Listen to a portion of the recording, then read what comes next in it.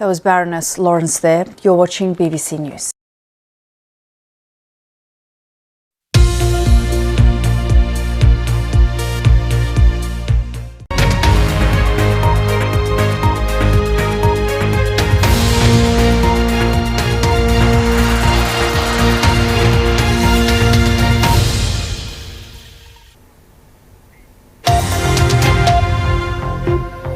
Hello, I'm Christian Fraser.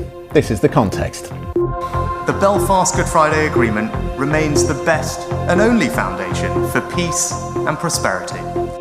The future of Northern Ireland belongs to its people. Only you can make the seed of the Good Friday Belfast Agreement continue to grow. This whole thing has been one of the great blessings of my life. And I can't wait to see what you do with it.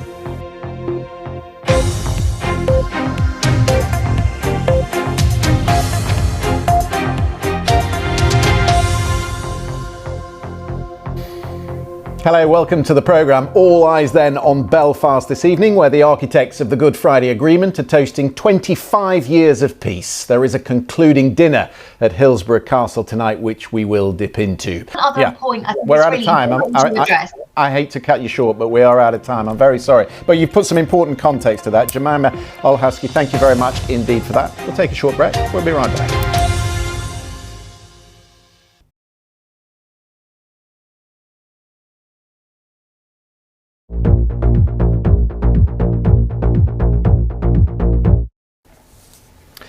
You're watching The Context on BBC News.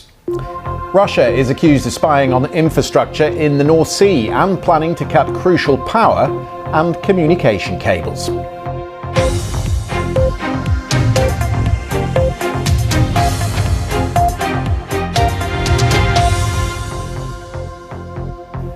We'll get plenty more on that story very shortly. Let's cross though first to the Sports Centre. Here is Paul Scott. Hello, Paul. Thank you very much. Good evening. Let's start with football, shall we? Because in the next couple of hours, we'll find out who will join Real Madrid and AC Milan in the semi-finals of the UEFA Champions League. Manchester City travel to Germany with a 3-0 advantage over Bayern Munich, while Inter Milan... Indeed so. Sturla Eriksson, nice to see you. Thank you very much for coming on the programme. Should just say as well, plenty more on that report on the BBC website, which is worth looking at. In the next hour, our panel will be with us. We'll focus a little bit more on inflation and also that record payout yesterday. Fox News paying over $780 million to Dominion Voting Systems. What does that mean for other cases that are coming and, of course, for the future of news in America? We'll discuss. Stay with me.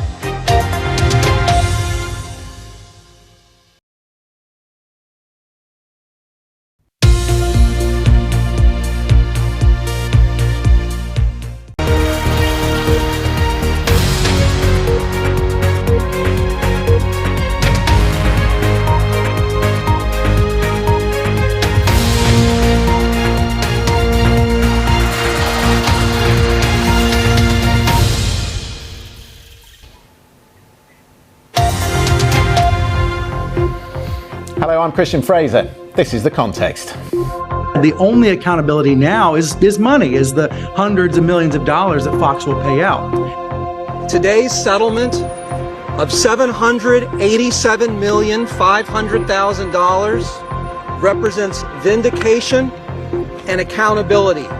Lies have consequences.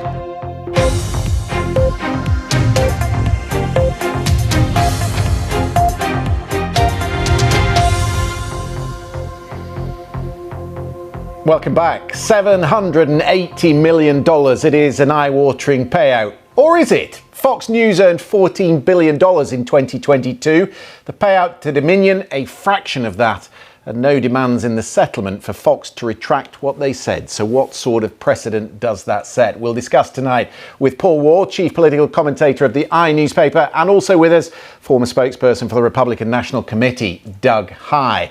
Yeah, They effectively have a roadmap on how to do it here, don't they? So don't be surprised if they follow many of the same things that Dominion have done and will make use of that discovery as well. Ankush Kaduri, thank you very much for being with us. We are going to take a short break. We're going to discuss in the back half the threat to our networks and our systems. A warning today here in the UK that the Russians and the Chinese are looking for supremacy within the internet, and that our cyber systems need better protecting. We'll get into that. And we'll also talk about your Netflix account. Do you share it with anyone? Not for much longer, you don't. We'll talk about that after the break.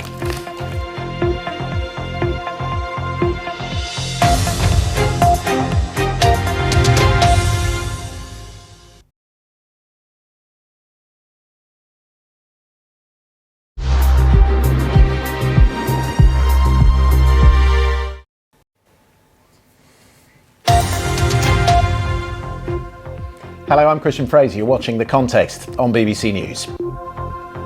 The British government warns businesses of serious cyber threats from Russian-aligned hacking groups.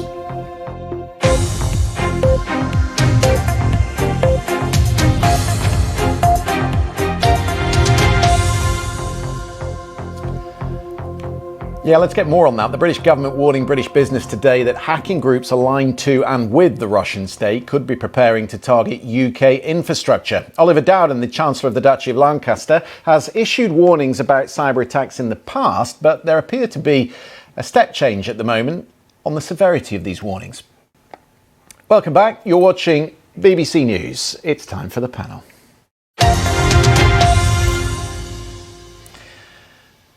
Doug, hi. Let me start with you tonight because you want to pick up a story that's been breaking today in Tennessee. It's an 11th hour push by the Governor Bill Lee, who wants to put in place an order of protection law, and that would allow them to temporarily remove firearms from people who are at risk to themselves. Explain. You and thousands of others. Paul Wall, thank you very much indeed for that. Doug, hi, thank you also for your company this evening. We are out of time. We, of course, will be back here tomorrow. Got an interesting guest coming on tomorrow to talk about Formula One and the move towards greening up or making it more environmentally friendly than it is right now. So I hope you'll join us for that tomorrow night. Just enough time for me to say thanks for watching. We'll see you same time tomorrow. Good night.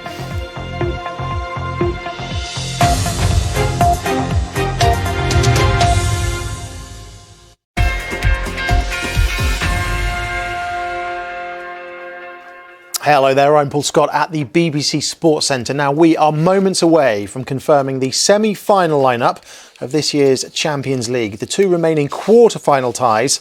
Don't forget, you can get all the reaction to those Champions League quarter-finals and those 6 matches in the Championship on the BBC Sport website. But that is all for now.